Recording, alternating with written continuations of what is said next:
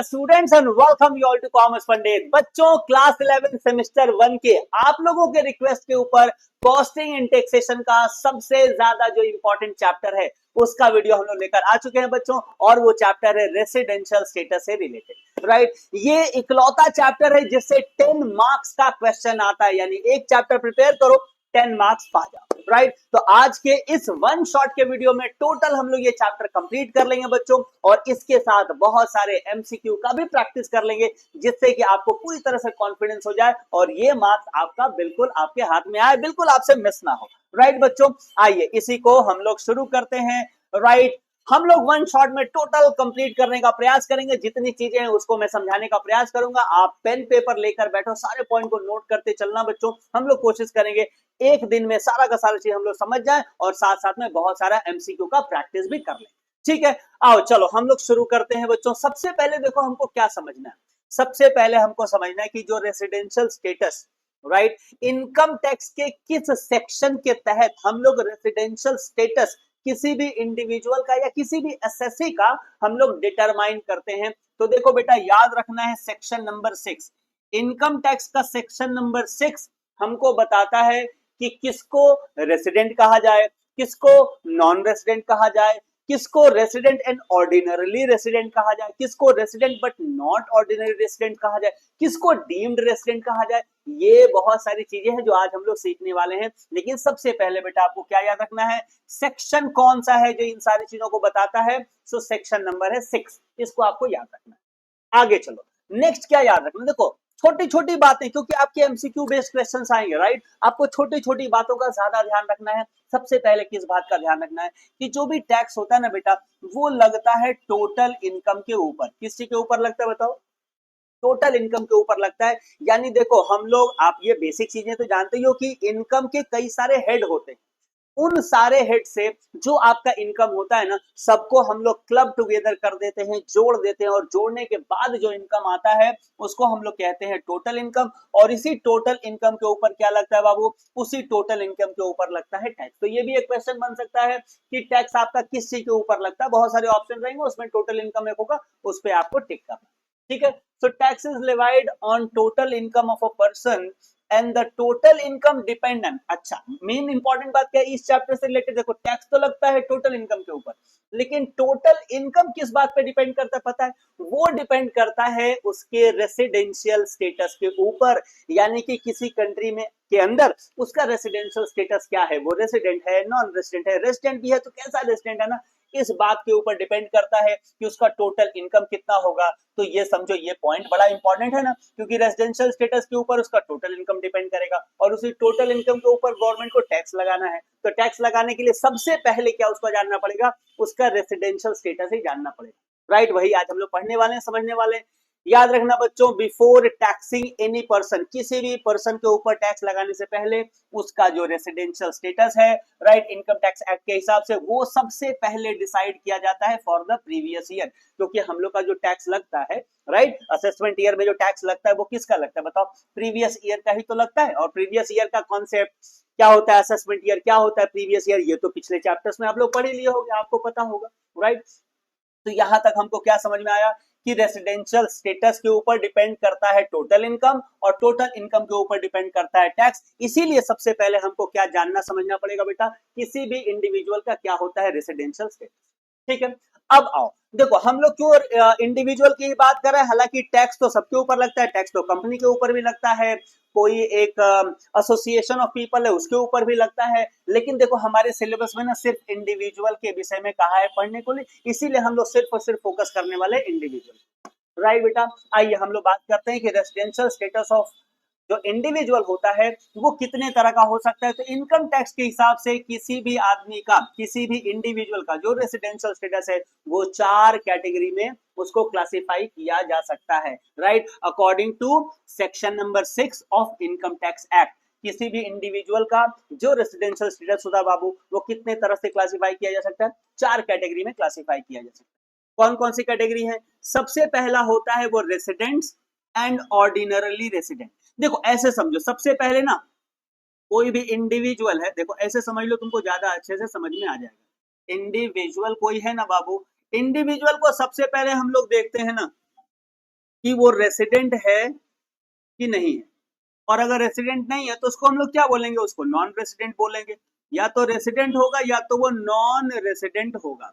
और अगर वो रेसिडेंट हुआ ना तो फिर अब रेसिडेंट में फिर दो तरह का रेसिडेंट हो जाता है, residents and ordinarily resident, right. लेकिन और दूसरा क्या हो सकता है, resident but not ordinarily resident. आपको समझ में आ रहा ना, इनके विषय में हम लोग यहाँ पढ़ने वाले। और अगर कोई नॉन रेसिडेंट है तो नॉन रेसिडेंट है ही, उसके विषय में हम लोग पढ़ेंगे। और अलग से एक कैटेगरी है जिसके विषय में हम लोग बात करेंगे, वो होता है डीम्ड रेसिडेंट। क्या होता है डीम्ड रेसिडेंट हम लोग बात करेंगे, लेकिन सबसे पहले हम लोग फोकस करेंगे रेसिडेंट्स है कि नॉन रेसिडेंट है, राइट। पहले इसके ऊपर फोकस होगा। इसके लिए कुछ कंडीशंस है, कुछ कंडीशंस आपको याद रखना पड़ेगा। और अगर रेसिडेंट्स है तो रेसिडेंट एंड ऑर्डिनरी रेसिडेंट है या resident but not ordinary resident है, इसके विषय में हम लोग को डिस्कशन करना पड़ेगा। तो टोटल कितनी कैटेगरीज हो गए, 4 कैटेगरीज होगी। पहला रेसिडेंट एंड ऑर्डिनरी रेसिडेंट, दूसरा क्या हो गया बाबू, resident but not ordinary resident, तीसरा क्या हो गया, नॉन रेसिडेंट हो गया, और चौथा हो गया डीम्ड रेसिडेंट। इन्हीं के विषय में हम लोग बात करेंगे, राइट। अब इससे पहले कि हम लोग इन चीजों को समझे बेटा, हम लोग को सबसे पहले कुछ फीचर्स को याद रख लेना पड़ेगा, क्योंकि देखो इन्हीं से रिलेटेड ना छोटे छोटे क्वेश्चन आपके एमसीक्यू में बन जाते हैं, राइट। क्या क्या फीचर होता है रेसिडेंशियल स्टेटस का, चलो पढ़ते हैं। लिखा हुआ है कि a person can have different residential status in different year. देखो हर साल ना हर पर्सन का रेसिडेंशियल स्टेटस को ना इवैल्यूएट किया जाता है, उसको कैलकुलेट किया जाता है।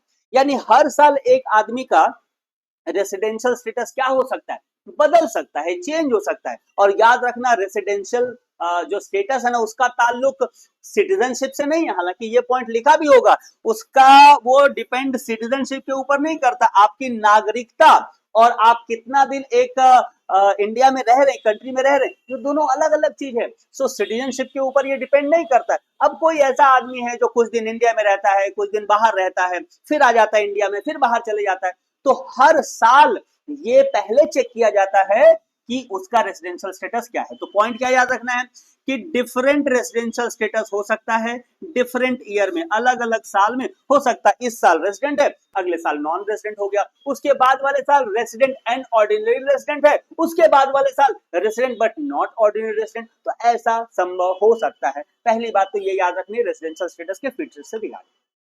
दूसरा क्या याद रखना है, a person can have different residential status in different country. अलग अलग कंट्री में उसका रेसिडेंशियल स्टेटस अलग अलग हो सकता है। हो सकता है कि हमारी कंट्री में जो रेसिडेंट है किसी दूसरे कंट्री में वो नॉन रेसिडेंट है, तो अलग अलग कंट्री में उसका रेसिडेंशियल स्टेटस अलग अलग हो सकता है। करेक्ट है ना बेटा। तीसरा बात क्या याद रखना है, a person can have one type of residential status with in the same previous year for different source of income. देखो हम लोग ये तो जानते हैं कि एक पर्सन का ना डिफरेंट सोर्सेज ऑफ इनकम हो सकता है, बहुत सारे सोर्सेज ऑफ इनकम हो सकता है जहां से उसका इनकम आ रहा है। लेकिन याद रखना अलग अलग सोर्सेज के लिए अलग अलग उसका रेजिडेंशियल स्टेटस नहीं होगा। अलग अलग सोर्सेज हो सकते हैं, लेकिन उन सोर्सेज के लिए उसका जो रेजिडेंशियल स्टेटस होगा कैसा होगा बेटा, वन टाइप का होगा। रेजिडेंट होगा तो सारे सोर्स ऑफ इनकम के लिए रेजिडेंट, नॉन रेजिडेंट होगा तो सारे के लिए नॉन रेजिडेंट वो माना जाएगा। एक टाइप का रेजिडेंशियल स्टेटस होता है, चाहे उसका सोर्स ऑफ इनकम अलग अलग क्यों ना। और इस बात को तो मैंने पहले बता दिया, रेजिडेंट स्टेटस सिटीजनशिप के ऊपर डिपेंड नहीं करता है। रेजिडेंशियल स्टेटस किसी के ऊपर डिपेंड करता है, important point, a persons actual stay in India. एक आदमी रेसिडेंट है कि नॉन रेसिडेंट है, इन बातों का हम लोग कैसे फैसला करते हैं, उसका एक्चुअल स्टे इन इंडिया, कि एक्चुअली वो इंडिया में कितने दिन रहा है, ये दिन का कैलकुलेशन होता है, कितने दिन रहा है उसके हिसाब से ये डिसाइड किया जाता है कि वो इन चारों में से किस कैटेगरी में वो फॉल होगा। उसके लिए हम लोग रूल्स पढ़ने वाले, कोई टेंशन वाली बात नहीं, राइट। तो क्या होता है रेजिडेंशियल स्टेटस, समझ में आ गया होगा कितने तरह का स्टेटस हो सकता है एक इंडिविजुअल का इंडिया के अंदर, और उसके कुछ फीचर्स हम लोगों ने पढ़ लिया।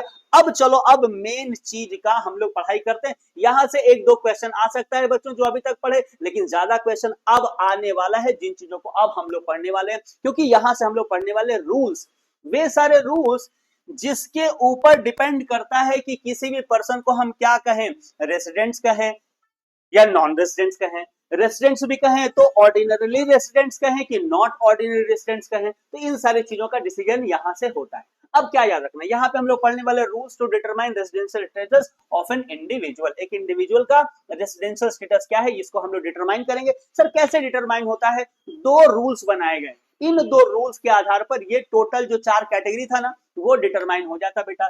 सबसे पहला जो रूल्स है इसको हम लोग कहते हैं बेसिक कंडीशन, राइट। इसको क्या कहते हैं बेटा? Basic condition.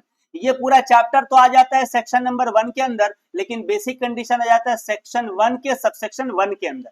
6 का 1 बताता है basic condition and 6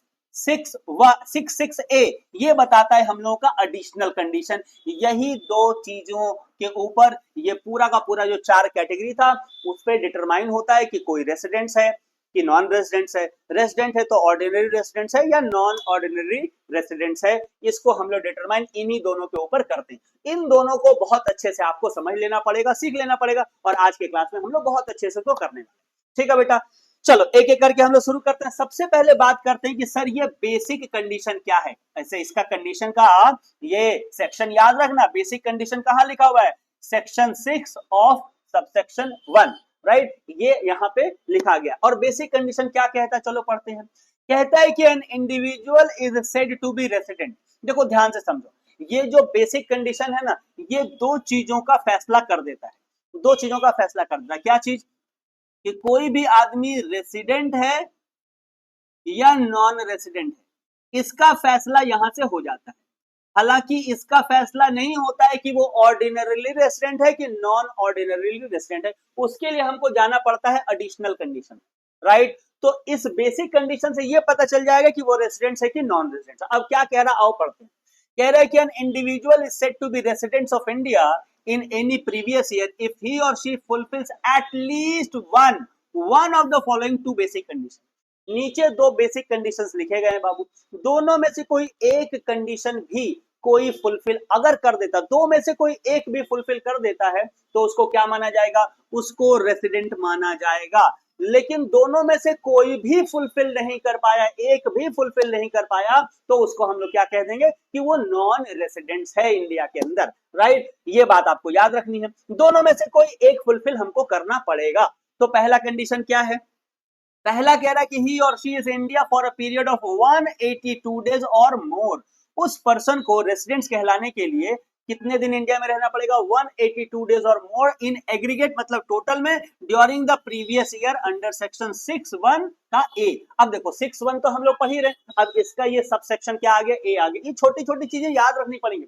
costing and taxation पढ़ रहे हो ना, तो इसमें आपको सेक्शन नंबर्स भी आपको याद रखना पड़ेगा। तो याद रखना, सेक्शन 6 सबसेक्शन 1 का ए क्या कहता है? कि किसी भी इंडिविजुअल को रेसिडेंट्स कहलाने के लिए टोटल में, एग्रीगेट में, वो ब्रेक कर करके भी हो सकता है, पहले कुछ दिन रहा, फिर कुछ दिन रहा, फिर कुछ दिन रहा।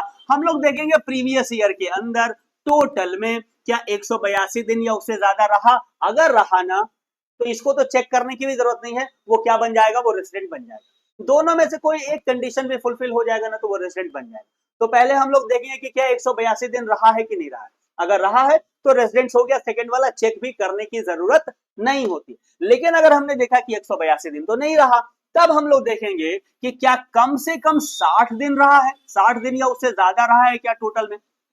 अगर 182 दिन नहीं रहा तो कम दिन रहा होगा। तो कम दिन मतलब कितना दिन? 60 दिन क्या कम से कम रहा क्या प्रीवियस ईयर के अंदर? और 60 दिन के साथ साथ क्या रहना पड़ेगा? 365 दिन या उससे ज्यादा रहना पड़ेगा during the 4 years immediately preceding the previous year. दो बातों को ध्यान रखना, देखो बेटा समझो, प्रीवियस ईयर के अंदर कितना दिन रहना पड़ेगा?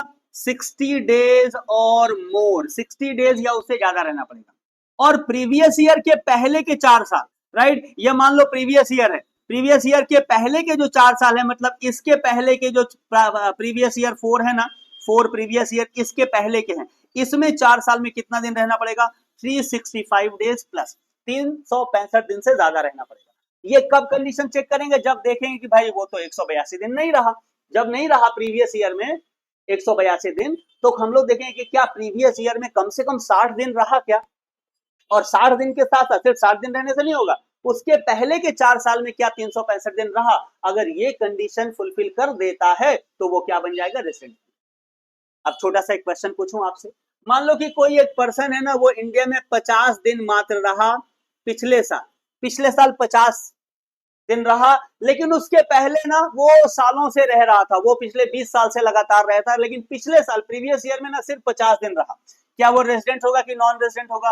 वो 100% नॉन रेजिडेंट हो जाएगा, क्योंकि पिछले साल कम से कम कितना दिन रहना पड़ेगा? 60 दिन रहना पड़ेगा। अच्छा, पिछले दिन 60 दिन रहा, लेकिन उसके पहले के 4 साल में ना सिर्फ 300 दिन ही रहा। पिछले उसके पहले 400 दिन में ना, मैंने सॉरी 4 साल में 300 दिन रहा, तो भी वो क्या हो जाएगा? नॉन रेजिडेंट हो जाएगा। यानी दो चीज को एक साथ सेटिस्फाई करना पड़ेगा, 60 दिन भी रहना पड़ेगा प्रीवियस ईयर में, और उसके पहले के 4 सालों में 365 दिन रहना पड़ेगा। और ये कंडीशन कब चेक करेंगे? जब प्रीवियस ईयर में 182 दिन नहीं रहा, तो हम लोग फिर ये चेक करेंगे कि 60 दिन और उसके पहले के 4 साल में 365 दिन रहा कि नहीं रहा। अगर रहा तो वो रेसिडेंट हो जाएगा, और अगर नहीं रहा तो उसको हम क्या कह देंगे? नॉन रेसिडेंट कह देंगे। तो रेसिडेंट नॉन रेसिडेंट के विषय में आई होप आपको क्लैरिटी आ गया होगा। अब देखो, जब भी हम लोग कोई इस तरह का लॉ पढ़ते हैं ना, तो उसमें एक सबसे जो खतरनाक चीज आ जाता है वो आ जाता है एक्सेप्शन। एक्सेप्शन का मतलब क्या होता है? एक्सेप्शन कहता है कि हम ऊपर वाला रूल्स नहीं मानते, ऊपर वाला रूल्स नहीं मानते।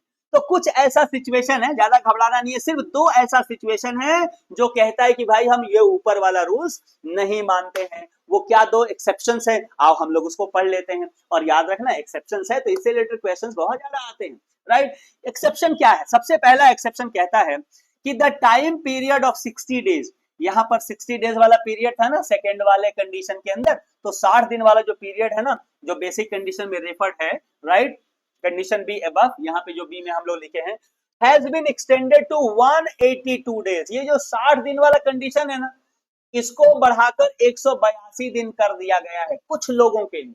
कुछ लोगों के लिए, किन लोगों के लिए? तो देखो, अगर दो कंडीशन, ये बस दोनों का याद रख लेना है कि ये दोनों अगर लोग मिलेंगे ना, तो हम लोग 60 दिन नहीं देखेंगे, तब हम लोग सिर्फ 182 दिन देखेंगे कि पिछले साल यानी प्रीवियस ईयर में 182 दिन रहा कि नहीं रहा। अगर रहा तो हमारा रेसिडेंट है, नहीं रहा तो नॉन रेसिडेंट, राइट? ये दोनों कौन लोग हैं भाई?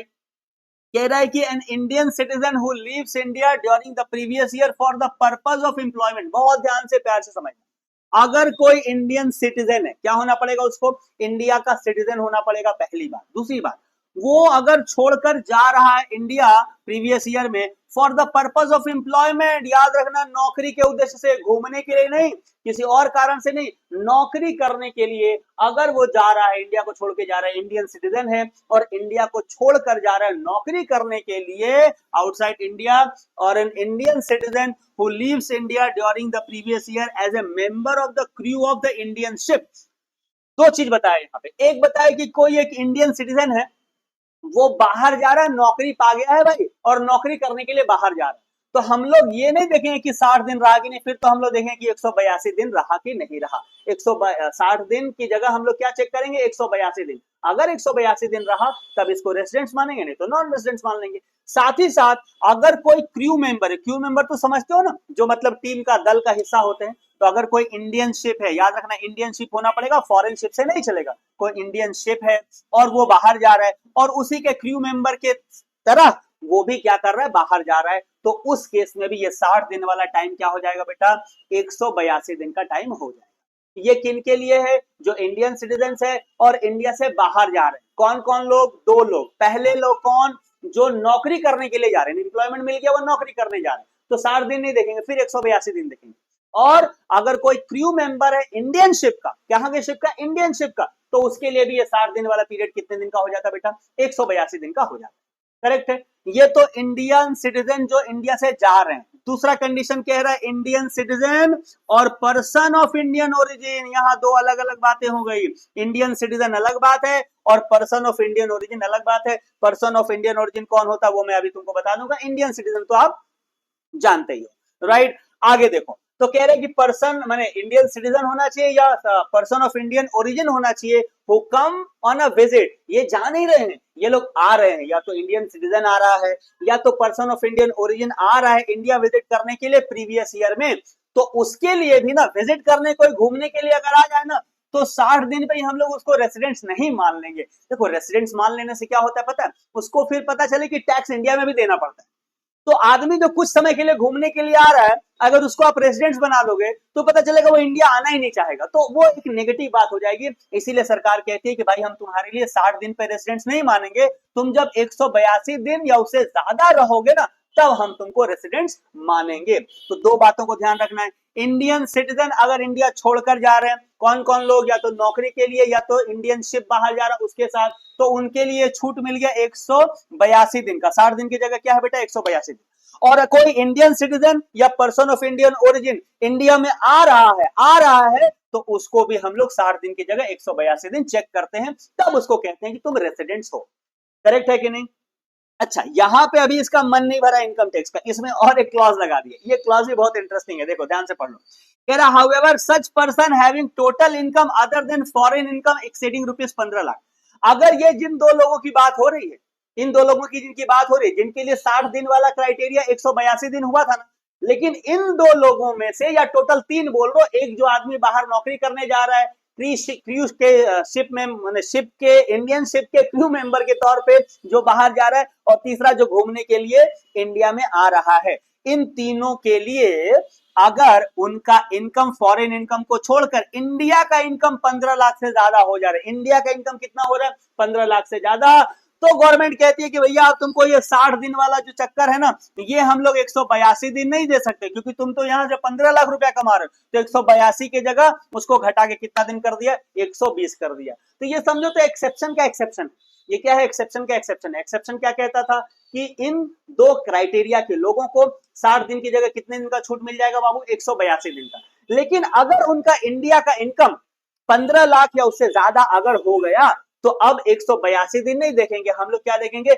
120 दिन ही देखेंगे। 120 दिन पूरा कर लिया ना, अब तुमको रेसिडेंट्स मानेंगे और तुम्हारे ऊपर टैक्स लगाएंगे। सही है कि नहीं, बताओ। अब देखो, बहुत सारे लोग सोचते हैं या पूछते हैं कि सर ये पर्सन ऑफ इंडियन ओरिजिन का क्या मतलब है। देखो ध्यान से समझ लो, किसको हम लोग बोलेंगे पर्सन ऑफ इंडियन ओरिजिन। तो a person shall be deemed to be considered as an Indian origin if the said person और देयर पेरेंट्स और देयर ग्रैंड पेरेंट्स, चाहे माँ के साइड का चाहे पापा के साइड का, मैटरनल मतलब मदर साइड, पैटर्नल मतलब फादर के side, was born in undivided India.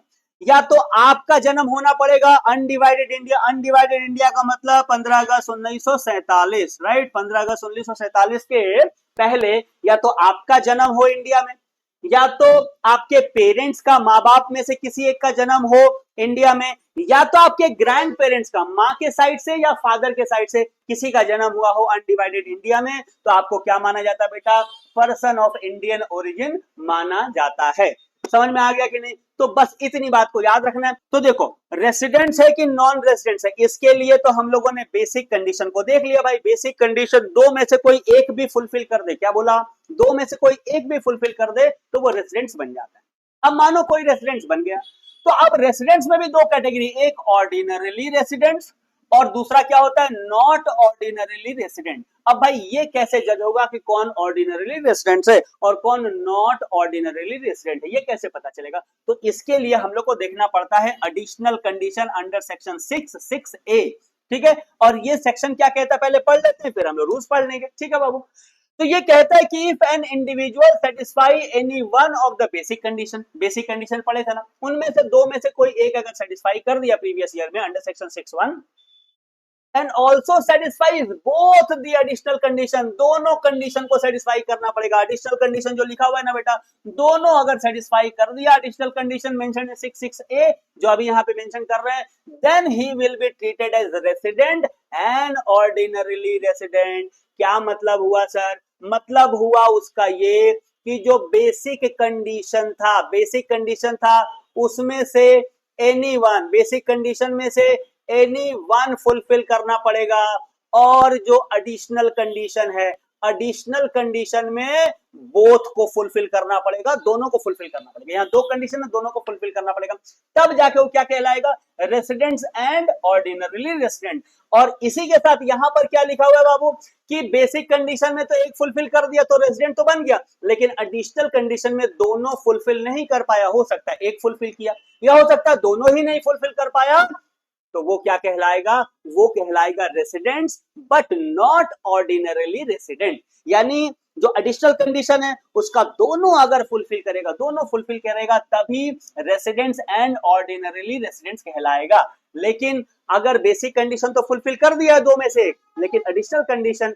दोनों ही नहीं फुलफिल कर पाया या कोई एक ही फुलफिल कर पाया, तो भी वो नॉट ऑर्डिनरीली रेसिडेंट्स कहलाएगा। करेक्ट है कि नहीं? अब कंडीशन क्या है, चलो ये भी देख लेते हैं।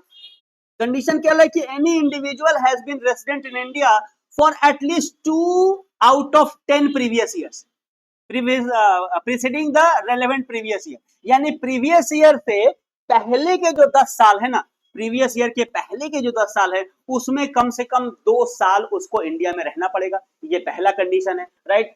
दूसरा कंडीशन है कि ही और she has been in India for a period of at least 730 days और मोर, कम से कम 730 दिन रहना पड़ेगा during the 7 years preceding the relevant previous year, यानी प्रीवियस ईयर्स के पहले के जो साल होंगे ना, उन 7 सालों में कितना दिन रहना पड़ेगा बेटा? 730 दिन रहना पड़ेगा। दो चीज याद रखना है, 10 साल में 2 साल रहना पड़ेगा, साथ ही साथ ये प्लस है, ये और नहीं, याद रखना 10 साल में 2 साल रहना पड़ेगा, पहली बात। दूसरी बात, पिछले 7 साल में 730 दिन रहना पड़ेगा। अगर ये रह गया तो क्या कहला जाएगा?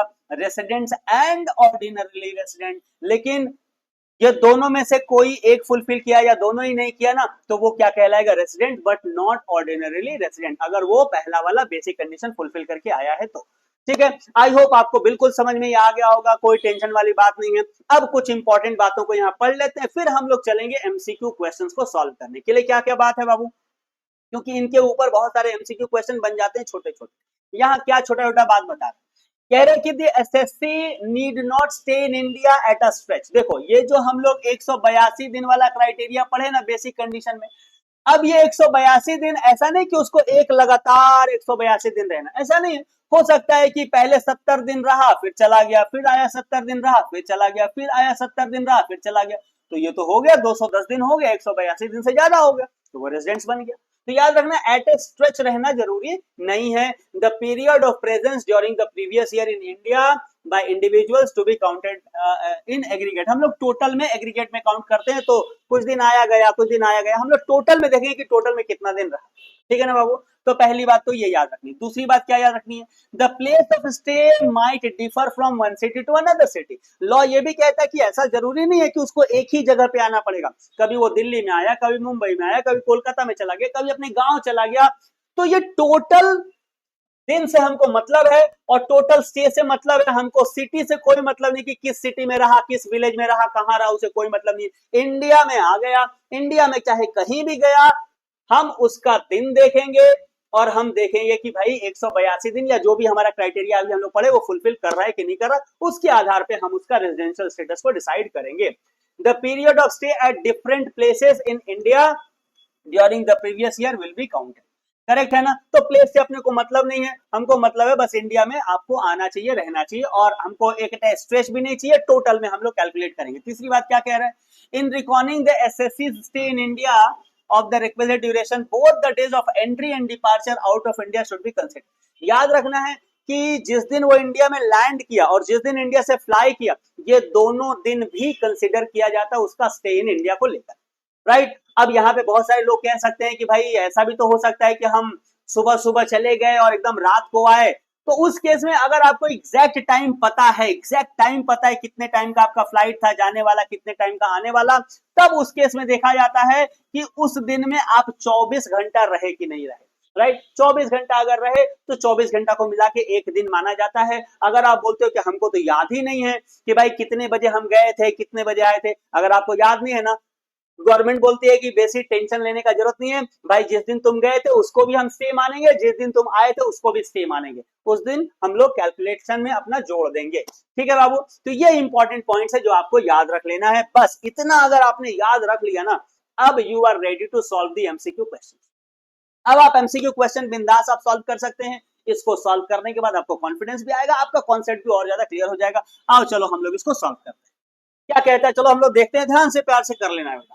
कह रहा है tax liability depends on. Tax liability किसी के ऊपर डिपेंड करता है? टैक्स लायबिलिटी डिपेंड करता है रेसिडेंशियल स्टेटस के ऊपर, है ना? अभी हम लोगों ने पढ़ा टैक्स लायबिलिटी किसके ऊपर डिपेंड करेगा? रेसिडेंशियल स्टेटस के ऊपर।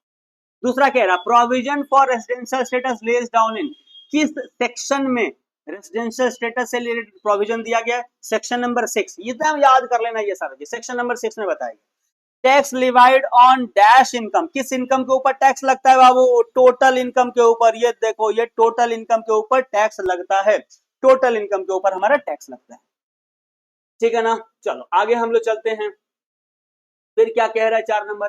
कह रहा है computation of total income is based on, अच्छा टोटल इनकम का कंप्यूटेशन या कैलकुलेशन लोग कैसे करते हैं, किसी के ऊपर डिपेंड करता है, रेसिडेंशियल स्टेटस के ऊपर डिपेंड करता है। याद रखना सिटीजनशिप से कोई मतलब नहीं है, हमको टोटल मतलब है रेसिडेंशियल स्टेटस, कितने दिन आपने रहा। 5 क्या कह रहा है, to be resident an individual has to stay in India as per section 6(1). अच्छा सेक्शन 6(1) क्या कहता है, इंडिया में रेजिडेंट होने के लिए आपको कितना दिन रहना पड़ेगा, बताओ बताओ बताओ, आंसर होगा 182 डेज। 182 दिन आप रह गए तो आप रेजिडेंट्स बन गए, सिंपल बात है। नंबर 6 देखो, an individual is said to be a non resident, individual को हम लोग क्या बोलेंगे, नॉन रेसिडेंट कहेंगे यदि क्या लिखा हुआ है, ही सेटिस्फाइज बेसिक कंडीशंस ओनली। अगर बेसिक कंडीशन कहा तो अगर सेटिस्फाई कर दिया तो क्या हम उसको रेजिडेंट्स कहेंगे, नहीं कहेंगे नहीं हम लोग। कह रहा है कि does not satisfy the basic condition, हाँ अगर बेसिक कंडीशन को ही सेटिस्फाई नहीं कर पाया तो हम लोग उसको क्या बोलेंगे बेटा, उसको हम लोग बता देंगे नॉन रेसिडेंट्स, करेक्ट है ना। तो यहाँ सही आंसर क्या हो जाएगा, नंबर बी। अगर कोई बेसिक कंडीशन ही फुलफिल नहीं कर पाया, दोनों में से एक भी फुलफिल नहीं कर पाया तो वो हमारे लिए क्या हो जाता है, नॉन रेसिडेंट्स हो जाता है, करेक्ट है ना यहाँ तक। चलो आगे हम लोग बढ़ते हैं, ये एमसीक्यू क्वेश्चन करने से आई एम वेरी श्योर आपको बहुत कॉन्फिडेंस आ जाएगा। नेक्स्ट क्वेश्चन पढ़ो क्या कह रहा है कि to be a resident an individual who lives India, ध्यान से पढ़िए अच्छा क्वेश्चन है। कह रहा है कि ये रेसिडेंट्स होने के लिए एक इंडिविजुअल जो इंडिया छोड़कर जा रहा फॉर एम्प्लॉयमेंट पर्पस, देखो ये एक्सेप्शन वाला कैटेगरी आ गया, एम्प्लॉयमेंट पर्पस के लिए, नौकरी के लिए वो छोड़कर जा रहा है, has to stay in India during the previous year, previous year में कितना दिन रहने से चलेगा, तो याद रखना 182 डेज का क्राइटेरिया है, 182 डेज तक रहेगा अगर तो हम लोग उसको रेजिडेंट्स मानेंगे, उससे कम रहेगा तो रेजिडेंट्स नहीं मानेंगे, छोड़ देंगे उसको, जाओ जी लो अपनी जिंदगी। नंबर 8 देखो क्या कह रहे हैं, कह रहा है कि if a person of Indian origin wants to be a resident in India, Indian origin का पर्सन है वो रेसिडेंट बनना चाहता है, तो कितने दिन उसको रहना पड़ेगा प्रीवियस ईयर में, अभी वही क्वेश्चन था, कितने दिन रहना पड़ेगा, 182 डेज रहेगा तो वो क्या बन जाएगा, वो रेसिडेंट बन जाएगा, है ना। चलो आगे चलते हैं, आगे क्या कह रहा है बेटा, नेक्स्ट क्वेश्चन क्या है, क्वेश्चन नंबर 9 देखो, कह रहा है कि to be a resident and ordinarily resident in India, उसको रेसिडेंट और ऑर्डिनरली रेसिडेंट अगर रहना है इंडिया में, how many condition of section 66A is to be fulfilled, कितना कंडीशन फुलफिल करना पड़ेगा। देखो रेसिडेंट और ऑर्डिनरली रेसिडेंट रहने के लिए ना दोनों कंडीशन, ये जो एडिशनल कंडीशन था ना उसका सेक्शन नंबर लिखा हुआ है, उसका दोनों ही क्राइटेरिया को फुलफिल करना पड़ेगा, और साथ साथ में पहला वाला जो हमारा बेसिक कंडीशन था 6(1) का वो तो फुलफिल करना ही पड़ेगा। नंबर 10 में आ जाओ, कह रहा है कि if an SSC failed to fulfil both the two condition of 6(1) का दोनों कंडीशन करने से वो फेल हो गया, मतलब वो फुलफिल नहीं कर पाया, उसको हम लोग क्या बोलेंगे, दोनों कंडीशन अगर फुलफिल करना नहीं कर पाया उसको हम लोग नॉन रेसिडेंट्स बोलेंगे बाबू, राइट। दोनों बेसिक कंडीशन में दोनों में से कोई भी फुलफिल नहीं कर पाए तो नॉन रेसिडेंट्स हो गया। नंबर 11 आ जाओ, कह रहा है कि if an SSC has fulfilled the basic condition of 6(1) only, अच्छा सिर्फ 6(1) का बेसिक कंडीशन फुलफिल किया है तो उसको हम लोग क्या कहेंगे, तो सिर्फ 6(1) का बेसिक कंडीशन फुलफिल किया है ना तो हम लोग उसको तो रेसिडेंट तो बोल सकते हैं, लेकिन ऑर्डिनरली रेसिडेंट्स उसको नहीं बोल सकते, क्योंकि यहाँ ओनली वर्ड दिया है ना कि सिर्फ यही फुलफिल कर रहा है, उसके बाद वाला 66A नहीं फॉलो कर रहा है, वो फुलफिल नहीं कर पा रहा, तो हम लोग क्या बोलेंगे, residents but not ordinarily residents, clear है ना। चलो आगे चलो, देखो क्या कह रहा है, कह रहा है कि under what section of income tax act the residential status of an SSC, किस सेक्शन के तहत रेजिडेंशियल स्टेटस डिसाइड होता है, ये तो याद हो गया होगा आपको, सेक्शन नंबर 6 होता है ना बेटा, सेक्शन नंबर 6 होता है। चलो आगे बढ़ो, आगे क्या कह रहा है, कह रहा है कि if an individual of Indian origin, ध्यान रखना इंडियन ओरिजिन का कोई इंडिविजुअल है living outside India comes to visit India, आया इंडिया में घूमने के लिए, what would be the residence state, क्या बोल रहा है बेटा यहाँ, and want to be a resident, अच्छा वो रेसिडेंट बनना चाहता है, then he has to present in India at least for what period, तो रेसिडेंट अगर बनना चाहता तो 182 दिन रह जाओ, 182 दिन रह जाओ, आप रेसिडेंट बन जाओगे, कोई दिक्कत नहीं है। अब देखो नंबर 14 आ जाओ, कैलकुलेशन वाला क्वेश्चन देखते हैं। Mister Ghosh N Indian citizen left India for the first time for the purpose of employment outside India, employment 182 दिन वाला क्राइटेरिया है, याद रखेंगे, ठीक है ना। He will be treated as non resident, कह रहे हैं कि उसको नॉन रेसिडेंट कब माना जाएगा, कब माना जाएगा, if he stayed in India during the previous year for, देखो प्रीवियस ईयर की में उसको नॉन रेसिडेंट कब माना जाएगा, देखो 182 दिन अगर वो रह गया, 182 दिन वो रह गया तब तो वो रेसिडेंट हो जाएगा, तो 182 दिन से कम रहना पड़ेगा, अब 182 दिन से कम वाला ऑप्शन कहाँ है, यहाँ है तो यही हो जाएगा। अगर 182 दिन से कम रहेगा तभी तो वो नॉन रेजिडेंट हो पाएगा, 182 दिन या उससे ज्यादा रहेगा तब तो वो रेजिडेंट हो जाएगा। तो यहाँ ऑप्शन नंबर क्या हो जाएगा, ऑप्शन नंबर डी हो जाएगा। चलो नेक्स्ट क्या कह रहा है बाबू, नेक्स्ट कह रहा है कि while determining the residential status of an individual his period of presence in India should be, अच्छा कह रहा है कि कंटिन्यूअस होना पड़ेगा, एट वन प्लेस होना पड़ेगा, continuous and at one place होना पड़ेगा, need not be continuous at one place. अभी हम लोग पढ़े ना एक्स्ट्रा इन्फॉर्मेशन कि भाई वो इंडिया में आ गया, कंटिन्यूअस रहना जरूरी नहीं है, टोटल हम लोग देखेंगे, आया गया टोटल साल भर में कितना रहा प्रीवियस ईयर में उसको हम लोग देखेंगे, और वो एक जगह पे हो ऐसा भी जरूरी नहीं है, अलग अलग जगह भी वो आ सकता है या रह सकता है। ठीक है, तो ऑप्शन क्या सही होगा, ऑप्शन नंबर डी। 16 देखो, कह रहा है कि mister Das state in India for 70 days in the previous year. अच्छी बात है, पिछले साल में पिछले प्रीवियस ईयर में कितना दिन रहा है, 70 दिन रहा है।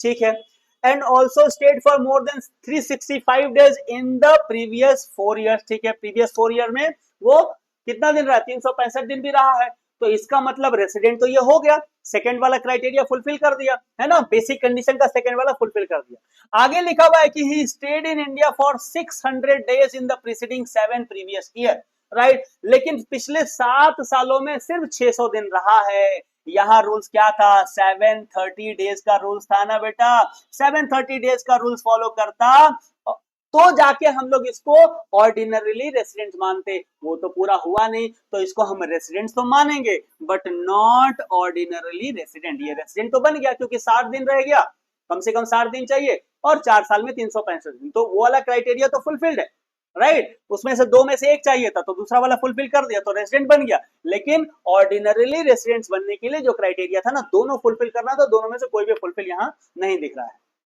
ठीक है, नंबर 17 में हम लोग आ जाते हैं, नंबर 17 में हम लोग आ जाते हैं। क्या कह रहा है, थोड़ा इसको ऊपर कह लेते हैं, क्या कह रहा है बेटा, थोड़ा ऊपर करके देखते हैं। कह रहा है mister Roy is an Indian citizen. ठीक है भाई, इंडियन सिटीजन है mister Roy ji, left India for the first time, पहली बार इंडिया से गया for the purpose of foreign tour, tour करने गया है, टूर करने गया है, तो हम लोग वो 182 दिन वाला पीरियड हम लोग नहीं कंसीडर करेंगे। He will be treated as a non resident, उसको नॉन रेसिडेंट कब मान लेंगे, if he stayed in India during the, अच्छा कितने दिन रहेगा तो नॉन रेसिडेंट मान लेंगे। देखो अगर वो 50 मैंने रूल क्या है कि 60 दिन या उससे ज्यादा रहेगा तो रेसिडेंट हो जाएगा, ठीक है ना, और पहली बार गया है तो ये सेकंड वाला कंडीशन तो उसका फुलफिल हो ही जाएगा, 4 साल में 365 दिन वाला। तो यहाँ पर क्या होगा, नॉन रेसिडेंट बनने के लिए प्रीवियस ईयर में उसको कितना दिन रहना पड़ेगा, 60 दिन से कम। 60 दिन से कम वाला कौन सा ऑप्शन है, यही है, राइट, यही आंसर हो जाएगा, राइट। आई होप यहां तक समझ में आ गया होगा आपको। चलो जल्दी से कुछ और क्वेश्चंस हम लोग करते हैं, क्योंकि मैं चाहता हूं पूरा का पूरा कॉन्सेप्ट आपका क्लियर हो जाना चाहिए। कह रहा है कि residential status of an individual SSC में differ from one previous year. बिल्कुल सही बात है, अलग अलग हो सकता है, रिमेन सेम नहीं, चेंजेस एवरी, नहीं ऐसा बात नहीं है, हर साल वो चेंज हो सकता है। रेजिडेंशियल स्टेटस हर इंडिविजुअल का हर साल चेंज हो सकता है। 19 आ जाओ, कह रहा है residential status of an individual is ascertain on the basis of, किसी के बेसिस पर असर्टेन करते हैं बेटा, तो number of days state in India in the previous year, पिछले साल कितने दिन हो रहा है उसके आधार पर डिसाइड किया जाता है उसका रेसिडेंशियल स्टेटस। और नेक्स्ट क्वेश्चन देखते हैं, क्वेश्चन नंबर 20, कह रहा है कि मिस्टर के Basu is an Indian citizen, he went America first time 10 अगस्त 2023 को गया एंड केम बैक ऑन 11 नवंबर 2023, ठीक है, his residential status for 2023-24 would be. देखो कह रहा है कि 10 अगस्त को वो गया, अब हमको तो पहले तो यही देखना है कि भाई रेसिडेंट्स है कि नहीं, तो क्या 182 दिन रहा कि नहीं रहा। तो देखो हम लोग अगर शुरू करें अप्रैल से, तो अप्रैल पूरा रहा होगा, मई पूरा रहा होगा, जून पूरा रहा होगा, जुलाई पूरा रहा होगा, अगस्त में मान लो 10 दिन रहा, तो यहाँ पे क्या 180 दिन, 1 2 3 4, तो यहाँ पे जनवरी फरवरी मार्च अप्रैल, 30 दिन यहाँ पकड़ लो, यहाँ पे 31 दिन पकड़ लो, यहाँ 30 दिन पकड़ लो, जनवरी फरवरी मार्च अप्रैल मई जून जुलाई, जुलाई में 31 डे पकड़ लो, यहाँ पे 10 दिन पकड़ लो, ठीक है, ये हो गया। और कब आ गया भाई, 11 नवंबर को आ गया, तो जनवरी फरवरी मार्च अप्रैल मई जून जुलाई अगस्त सितंबर अक्टूबर नवंबर, नवंबर 30 दिन का होता है, तो नवंबर में भी वो 20 दिन रहा, फिर दिसंबर, हाँ एक तो 182 दिन से तो ज्यादा ही हो जा रहा है ना बाबू, यहाँ पे तो अब ये पूरा पूरा दिन रहेगा ना, तो 182 दिन से ज्यादा रह जा रहा है, तो वो रेसिडेंट्स हो गया, ठीक है। और आगे क्या लिखा, फर्स्ट टाइम वो गया है, तो बाकी कंडीशन भी फुलफिल कर देगा, है ना, बाकी कंडीशन भी फुलफिल कर देगा, तो उसको हम लोग क्या मानेंगे, रेसिडेंट्स भी मानेंगे और ऑर्डिनरली रेसिडेंट्स भी मानेंगे, क्योंकि फर्स्ट टाइम गया है ना, तो बाकी के उसके सारे कंडीशन जो है वो फुलफिल हो जाए। चलो नंबर 21 क्या कह रहा है, कह रहा है residential status of an individual SSC shall be determined as under, right, once and it will be continued, नहीं एक बार डिसाइड नहीं होता, each of the previous year separately, हर साल हर प्रीवियस ईयर में हम लोग सेपरेटली डिसाइड करते हैं हर एक इंडिविजुअल एसएससी का रेजिडेंशियल स्टेटस, ठीक है। 22 आ जाओ, कह रहा है कि if an individual, if an Indian origin visits India, कोई इंडियन ओरिजिन का आदमी ना इंडिया आया, then he should stay for how many days in India, for residents in India in the previous, अच्छा कितना दिन रहेगा, तो उसको हम रेसिडेंट्स बोलेंगे। घूमने के लिए आया ना बाबू, तो 182 दिन कम से कम कितना दिन, 182 दिन, तभी हम उसको रेसिडेंट्स मानेंगे, ठीक है ना। चलो आगे बढ़ो, क्या कह रहा है, कह रहा है कि if a person satisfies the condition under 6(1), करा दिया, रेसिडेंट हो गया, but does not satisfy the condition 6(6) का, देन रेसिडेंस क्या होगा, रेसिडेंट्स होगा, resident and but not ordinary resident, resident तो हो गया लेकिन ये 6(6) मतलब सेटिस्फाई नहीं किया ना, तो वो नॉट ऑर्डिनरी रेसिडेंट्स माना जाएगा, ठीक है बाबू। आई होप अब आपको बहुत अच्छा कॉन्फिडेंस जरूर से जरूर आ गया होगा। आगे देखो 24 कह रहा है residential status of an individual SSC, residential status क्या हो सकता है, रिमेन द सेम, नहीं, मे डिफर फ्रॉम वन प्रीवियस, बिल्कुल अलग अलग साल में अलग अलग उसका रेजिडेंशियल स्टेटस हो ही सकता है। 25 क्या कह रहा है, mister Basu Indian citizen left India for the first time for employment purpose, employment नौकरी पाने के लिए गया, नौकरी के लिए गया, नौकरी मिल गया ना, गया, he will be treated as resident for the assessment year if he stay during the year, अच्छा उसको हम का क्या मानेंगे, रेसिडेंट्स कब मानेंगे, जब वो 182 दिन रहा है, 182 दिन रहा है, राइट, 182 दिन रहा तभी उसको रेसिडेंट मानेंगे ना, क्योंकि वो नौकरी पर्पस से जा रहा है भाई, नौकरी पर्पस से जाने वाला है, हमारा एक्सेप्शन में आ जाता है 182 दिन। 26 देख लो, मिस्टर रॉय इंडियन सिटीजन है, he went to America first time 10th अगस्त को and came back on 11th November, ये तो किए ना अभी, इसी तरह question his registration status for the previous year will be, बिल्कुल यही तो क्वेश्चन था, यही क्वेश्चन था क्या, हम लोग फिर से आ गए क्या, 10th अगस्त को देखो, तो अभी तो ये वाला किए ना बाबू, ये देखो 10th अगस्त मिस्टर, अच्छा नाम खाली चेंज है, 10th अगस्त को गया है, 11 नवंबर को आया है, 10th अगस्त को गया है, 11 नवंबर को आया है, देखो इसका क्या है, ये क्या है, 10th अगस्त को गया है, 11, तो सेम क्वेश्चन है, सेम नाम डिफरेंट है, तो हम लोग क्या करेंगे, ये हम लोग पहले ही जज कर लिए थे, 182 दिन से ज्यादा है ना बेटा, तो ये हमारा रेसिडेंट्स मान लिया जाएगा, क्या मान लिया जाएगा, रेसिडेंट्स एंड ऑर्डिनरी, क्योंकि फर्स्ट टाइम जा रहा है। चलो आगे चलो, 27 क्या कह रहा है, 27 कह रहा है residential status of an individual is ascertained on the basis of his number of days stay in India, कितना दिन हो रहा उसके आधार पे ये डिटरमाइन होता है। आगे चलो, mister Datta stayed in India 72 दिन प्रीवियस ईयर में रहा है, 72 दिन रहा, अच्छी बात है, स्टेट फॉर 380 दिन भी रहा है प्रीसीडिंग 4 प्रीवियस ईयर में, तो देखो यहाँ हम लोग का जो बेसिक कंडीशन था वो तो फुलफिल कर दे रहा ना सेकंड वाला, अच्छा तो ये पहला कंडीशन तो फुलफिल हो गया, यानी रेजिडेंट तो हो गया, he stayed in India for 620 days in 7 previous year, previous 7 सालों में वो 620 दिन ही रहा, 730 दिन चाहिए था ना, तो फुलफिल दूसरा वाला नहीं हो पाया, तो residents but not ordinarily resident इसको कहा जाए, residents but not ordinary resident, ठीक है। 29 देख लो, कह रहा है कि if an Indian origin visits India then he और she should stay in India for being resident India, कितना दिन रहना पड़ेगा, एटलीस्ट 182 डेज, ये तो हम लोग इस तरह के क्वेश्चंस कर चुके हैं। आई होप अब आपका पूरा का पूरा कॉन्फिडेंस आ गया होगा बच्चों, 2-3 क्वेश्चन और हम लोग कर लेते हैं, राइट, और उसके बाद मुझे पता है आपका कॉन्फिडेंस आ गया, कोई दिक्कत नहीं। कह रहा है कि if a person satisfies the condition 6(1) but does not satisfy the condition 6(6)(a) income tax act, his residential status क्या होगा, देखो 6(a) सेटिस्फाई कर दे तो रेजिडेंट्स हो गया ना, दूसरा वाला सेटिस्फाई नहीं कर पाया तो resident but not ordinary residents. अच्छा अब क्वेश्चन अच्छा है, देखो ये डीम्ड रेजिडेंट के विषय में, डीम्ड रेजिडेंट क्या है पहले बताए, तो डीम्ड रेजिडेंट्स ना ऐसे लोग होते हैं ना जो हमारे यहाँ नॉन रेजिडेंट्स है, यानी रेजिडेंट तो नहीं है, नॉन रेजिडेंट्स है, नॉन रेजिडेंट्स है, लेकिन इंडिया का उनका जो इनकम है ना वो 15 लाख से ज्यादा हो गया, इंडिया का इनकम क्या हो गया, 15 लाख से ज्यादा हो गया, और किसी दूसरे कंट्री में वो टैक्सेबल नहीं है, तो इंडिया कहता ना भाई और कहीं टैक्स नहीं दे रहे हो ना, हमारे यहाँ से 15 लाख से ज्यादा कमा रहे हो ना, चलो इंडिया में टैक्स दे, इनको हम लोग नॉन रेसिडेंट्स होने के बाद भी डीम्ड रेसिडेंट मान लेते हैं, ठीक है बाबू। So deem residents mean an individual who is dash as per section 6(1). वो क्या होता है? साधारण तौर पे वो नॉन रेजिडेंट्स होता है, पहली बात याद रखना। दूसरे क्या है कि deemed resident individual shell always be considered, उसको मानेंगे क्या? उसको रेसिडेंट मान लेंगे, भले वो नॉन रेसिडेंट है लेकिन 15 लाख से ज्यादा कमा रहा है ना, तो resident but not ordinary resident हम इसको मान लेंगे। टैक्स लेना है भाई, ऐसे कैसे छोड़ दें। अब देखो टोटल इनकम उसका कितना होना चाहिए? टोटल इनकम डीम्ड इंडिविजुअल का कितना होना चाहिए? मोर देन 15 लाख होना चाहिए। और डीम रेसिडेंट जो है वो कहां पर टैक्स देगा? Only in India. उसको हम लोग सिर्फ बोलते हैं भाई तू इंडिया में टैक्स दे, बाकी जगह तो तू वैसे भी नहीं दे रहा, तो इंडिया में दे दे। उसको नॉन रेसिडेंट रहने के बाद भी resident but not ordinarily resident मानकर उसको इंडिया में टैक्स लगाते हैं, क्योंकि 15 लाख से ज्यादा इंडिया में कमा रहा है, right. So this is it बच्चों, कैसा लगा ये? वन शॉट में हम लोगों ने पूरा का पूरा रेसिडेंशियल स्टेटस कंप्लीट किया। इस चैप्टर से 10 मार्क्स का क्वेश्चन आने वाला है।